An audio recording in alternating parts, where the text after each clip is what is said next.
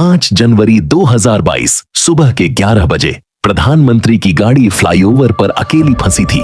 आसपास कोई नहीं था, सिर्फ सैकड़ों प्रदर्शनकारी, और 20 मिनट तक किसी ने कुछ नहीं किया। सवाल है क्यों? 5 जनवरी 2022 सुबह के 9:45 बजे बठिंडा एयरपोर्ट प्लेन लैंड करता है। उसमें से उतरते हैं नरेंद्र मोदी। उस दिन फिरोजपुर में रैली थी। हुसैनीवाला में शहीदों को श्रद्धांजलि देनी थी। हजारों लोग इंतजार कर रहे थे, लेकिन मौसम खराब था। बादल छाए हुए थे, बूंदाबांदी हो रही थी। आसमान में हेलीकॉप्टर उड़ने लायक नहीं था।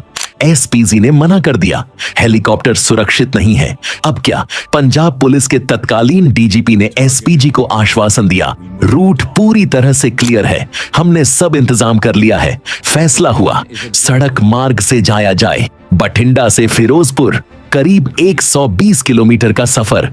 काफिला रवाना हुआ। सबसे आगे वार्निंग व्हीकल, उसका काम था आगे जाकर रास्ता चेक करना। फिर पीएम की गाड़ी, उसके आगे पीछे एसपीजी कमांडो। हर कोई अलर्ट था, हर कोई अपनी जगह पर। वार्निंग व्हीकल फिरोजपुर के फ्लाईओवर पर पहुंचा। ड्राइवर ने देखा सड़क खाली है, उसने पीछे सिग्नल भेज दिया, सब ठीक है, आगे बढ़ो। वार्निंग व्हीकल फ्लाईओवर पार करके आगे निकल गया, लेकिन ठीक उसके बाद पीछे से सैकड़ों लोग आ गए। 150 से 200 प्रदर्शनकारी, हाथों में काले झंडे, नारे, गुस्सा। उन्होंने फ्लाईओवर पर रास्ता पूरी तरह बंद कर दिया। जब पीएम का काफिला फ्लाईओवर पर चढ़ा तो सामने सिर्फ लोग थे। गाड़ियां रुक गईं। पीएम की गाड़ी उस फ्लाईओवर के बीचों बीच खड़ी थी। एसपीजी कमांडो चारों तरफ घेरा बनाकर खड़े थे। उनके हाथ हथियारों पर थे, आंखें हर दिशा में, क्योंकि वो जानते थे अगर कुछ भी गलत हुआ तो रिस्पांस का टाइम बहुत कम होता है। समय गुजर रहा था, 5 मिनट, 10 मिनट, 15 मिनट। बाद में सॉलिसिटर जनरल तुषार मेहता ने सुप्रीम कोर्ट में एक चौंकाने वाला बयान दिया।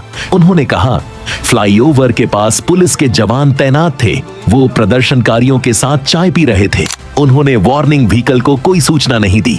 ये सुनकर कोर्ट रूम में सन्नाटा छा गया। वार्निंग व्हीकल आगे निकल चुका था, उसे पता ही नहीं था कि पीछे क्या हो रहा है।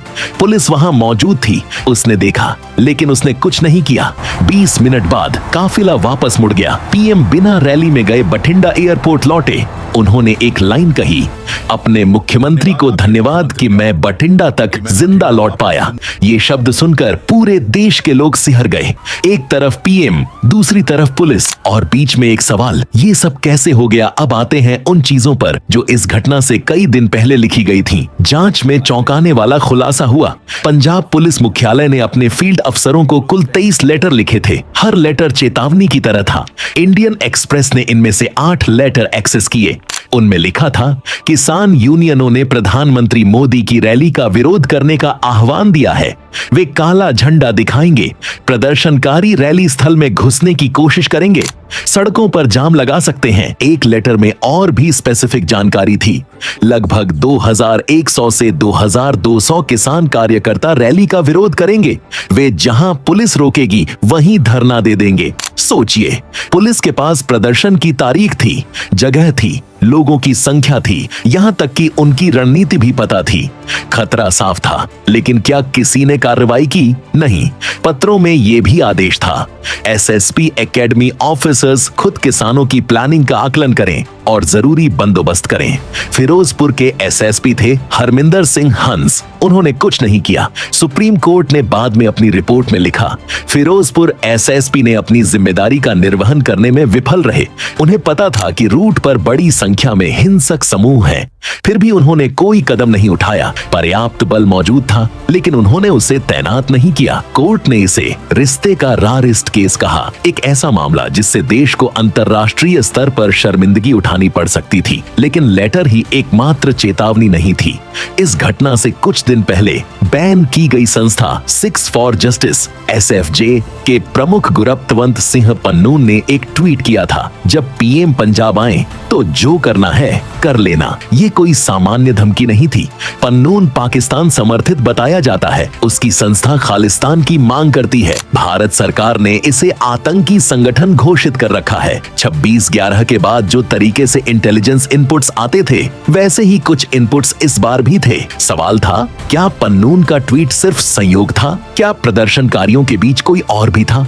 बीजेपी ने तो आगे बढ़कर आरोप लगाया, ये पाकिस्तान खालिस्तानी और कांग्रेस की साजिश है। बड़ा आरोप था, लेकिन सवाल वही रह गया। अगर 23 लेटर से चेतावनी मिल चुकी थी, तो रोका क्यों नहीं गया? 3 साल बीत गए, 2025 आ गया। फिरोजपुर की एक अदालत ने 25 किसानों के खिलाफ गिरफ्तारी वारंट जारी कर दिए। आरोप थे आईपीसी की धारा 307 हत्या का प्रयास, 353 सरकारी कर्मचारी पर हमला, 341 गलत तरीके से रोकना और नेशनल हाईवे एक्ट की धाराएं। केस के अनुसार ये वही किसान थे जिन्होंने 5 जनवरी 2022 को फ्लाईओवर पर रास्ता रोक दिया था, जिसके चलते पीएम का काफिला 20 मिनट तक फंसा रहा। इस दौरान पीएम की जान को गंभीर खतरा पैदा हो गया था। 25 किसानों में से एक था कमलजीत सिंह, 37 साल।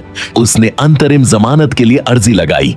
अदालत ने साफ मना कर दिया, लेकिन बाकी के 24 किसान आज तक गिरफ्तार नहीं हुए। कई फरार बताए जा रहे हैं, कई के पते ही नहीं मिले। एक नाराज अधिकारी ने नाम न छापने की शर्त पर कहा, हम जानते हैं वे कहां हैं, लेकिन क्या अपने ही किसानों को गिरफ्तार करें? वारंट तो जारी हो गए, लेकिन उन पर अमल कौन करेगा? फरार किसान फिलहाल सुरक्षित हैं। घटना के तुरंत बाद केंद्र सरकार ने 3 सदस्यों वाली कमेटी बनाई थी। सुप्रीम कोर्ट ने खुद संज्ञान लिया। पंजाब सरकार से जवाब मांगा गया।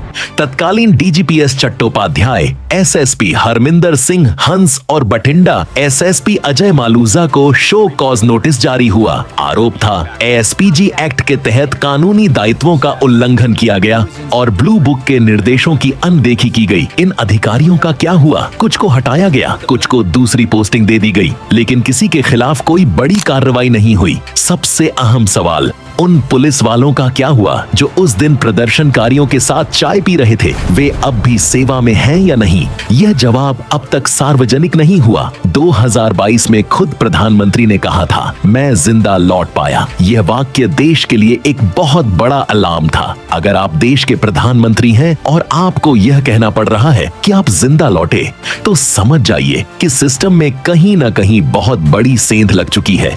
ऐसे में सिर्फ पुलिस वालों या किसानों को दोषी ठहराना शायद पूरी तस्वीर नहीं दिखाता। फ्लाईओवर अब भी वहीं खड़ा है, लोग अब भी उस दिन की बात करते हैं, लेकिन सच्चाई वहीं दफन है। उन 23 लेटरों के ढेर में, उस चाय की प्याली में जो पुलिस वाले थामे हुए थे, और उन 20 मिनट के अंधेरे में जहां कुछ भी हो सकता था। शायद हम कभी पूरा सच नहीं जान पाएंगे, क्योंकि कुछ सवालों के जवाब सिस्टम के अंदर ही गुम हो जाते हैं, और यही इस कहानी की सबसे बड़ी सच्चाई है।